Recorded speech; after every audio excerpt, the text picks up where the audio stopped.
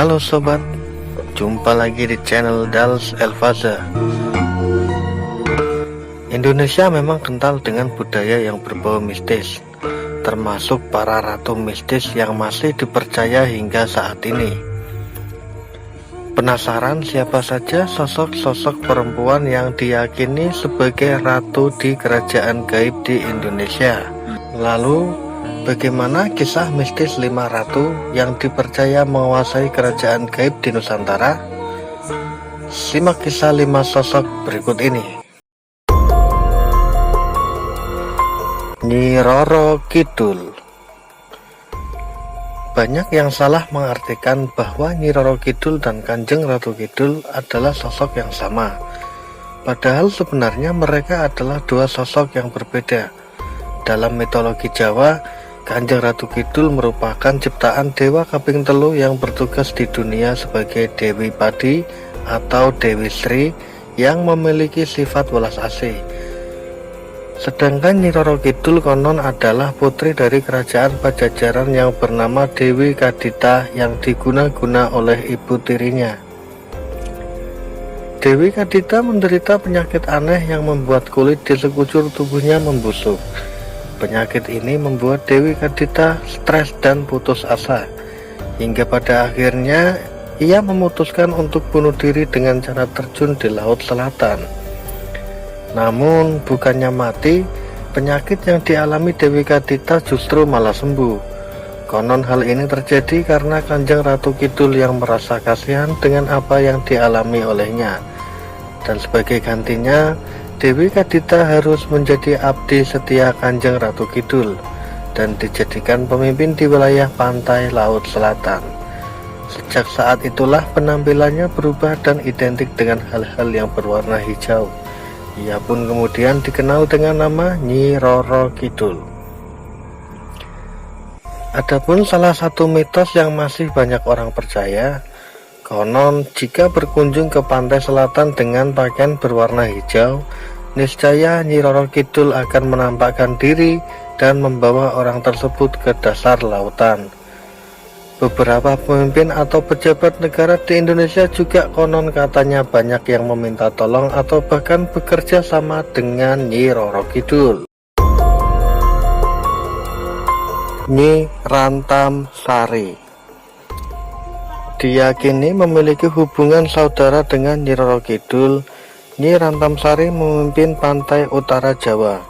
Masyarakat sekitar Pantura sering menyebutnya dengan nama Dewi Lanjar. Ia kerap dikaitkan dengan berbagai peristiwa-peristiwa misterius di pantai utara. Menurut versi lain, diceritakan pada zaman dahulu Nyi Rantam Sari ini adalah seorang bidadari yang turun ke bumi dan menyamar menjadi manusia sampai akhirnya kemudian dipinang oleh Raden Bahurekso. Namun pernikahan mereka tidak bahagia karena hidupnya dipenuhi penderitaan setelah ditinggal suaminya di usia yang masih muda dan tidak bisa kembali lagi ke kahyangan. Ia akhirnya diberi julukan nama Dewi Lanjar. Ia kemudian memutuskan untuk hidup di pantai utara dan menjadi penguasa lelembut di sana setelah mendapat saran dari saudaranya Kanjeng Ratu Kidul. Hingga kini masyarakat yang berada di wilayah pesisir pantai utara masih mengeраmatkan sosok ini. Tak jarang warga di sekitar pesisir pantai utara ini kerap mempersiapkan sesajen dan menggelar kesenian sintren untuk menghormati Nyi Rantam Sari. Ketika kesenian tengah dimainkan, biasanya ada saja penari yang mengalami kesurupan.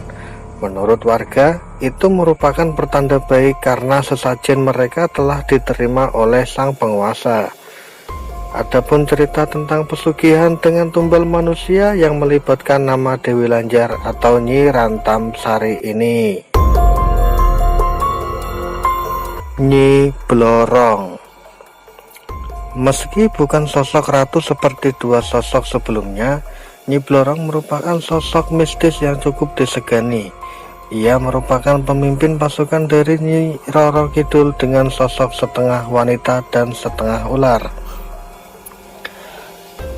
Dikisahkan dahulu hidup seorang putri yang bernama Nyimas Dewi Anggatasari. yaitu cucu dari Raja Caringin XI yang diusir dari kerajaan karena telah melakukan kesalahan. Dalam perjalanannya, ia tersesat dan tanpa sengaja memasuki gerbang kerajaan Nyi Roro Kidul.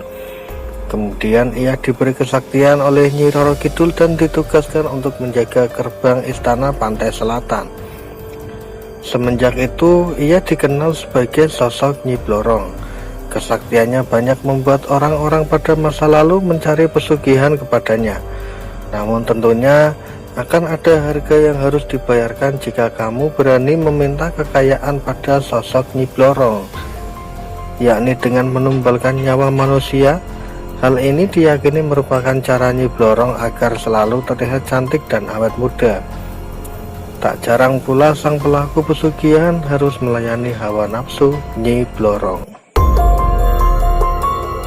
Nyai Gedung Melati. Bagi sebagian orang, nama Nyai Gedung Melati mungkin masih terdengar asing di telinga. Namun, sosok ini adalah seorang ratu gaib yang dipercaya sebagai ratu dari seluruh makhluk halus yang ada di Gunung Merapi.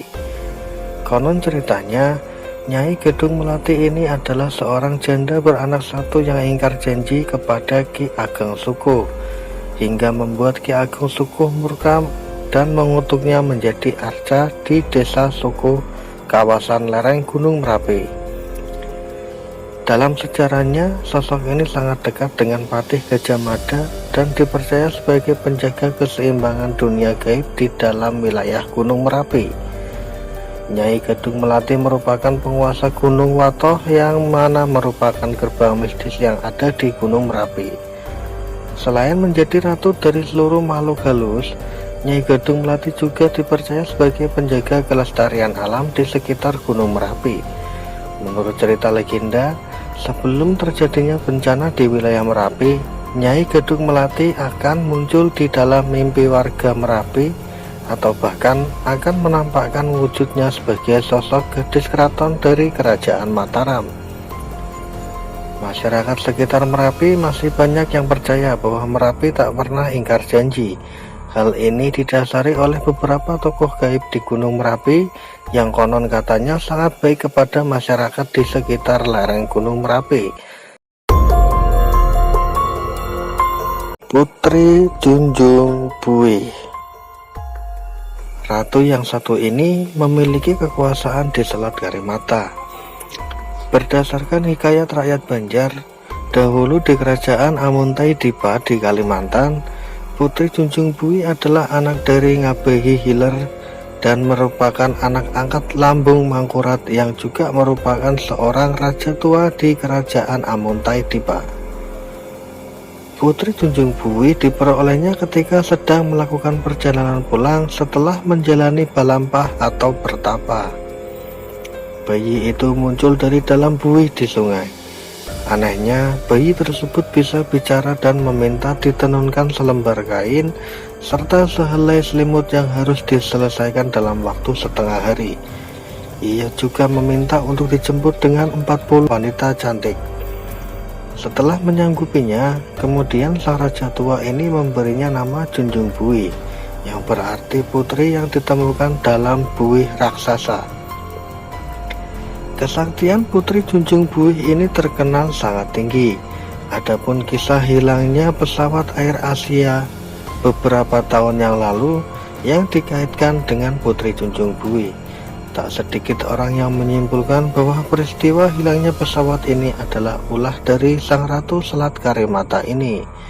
Hal ini kemudian juga diperkuat oleh pernyataan salah satu tokoh adat Kalimantan.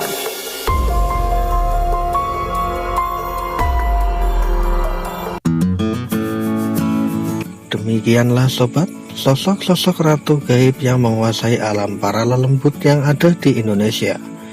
Terlepas dari benar atau tidaknya kisah-kisah mistis di sekitar kita, pada hakikatnya kita sesama makhluk ciptaan Tuhan diharuskan untuk saling menghargai. Jadi tidak ada salahnya untuk menjaga sikap dan perilaku kita dimanapun kita berada. Jangan lupa untuk menekan tombol subscribe dan like, berikan kritik dan saran untuk channel ini di kolom komentar, Lalu share video ini dan mari bersama-sama kita belajar tentang sejarah.